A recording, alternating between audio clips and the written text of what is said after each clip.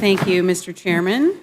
Thank you, Chairman Rogers and Ranking Member. I want to just thank you both for your work on the National Defense Authorization Act. We have, you guys have done a great deal of work on this. We've got a little bit of work left to do. Chairman Rogers, I don't have to tell you that NDAA is a large bill. Understandably so, it goes to providing for the national defense. I know quality of life is a problem in the armed services. Can you tell us about a few things you've done in the NDAA to address those issues? Yeah, we include a 5.2% basic pay increase, the largest in over 30 years. We expand the basic needs allowance to assist service members supporting families, and we authorize bonuses for junior enlisted to combat inflation. We also authorize additional funding to renovate and build new barracks, to reduce the out-of-pocket housing expenses for service members, and we provide additional funding for new family housing.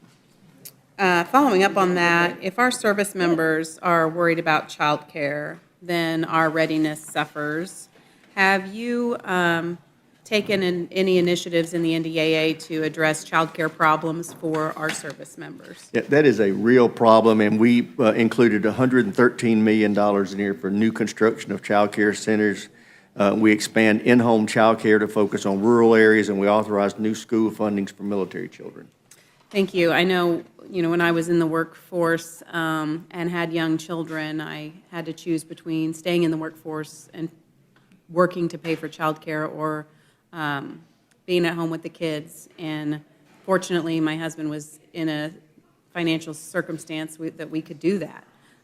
But I'd hate to think that some women, men and women, who want to join the service and serve our country might think that child care is a barrier, so I do appreciate your emphasis on that in this legislation.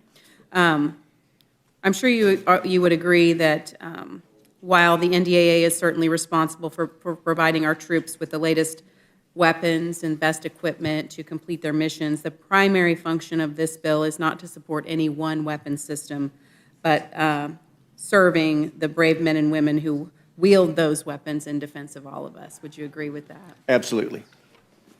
Well, thank you so much for your time. Thank you for your work on this bill. Mr. Chairman, I yield back.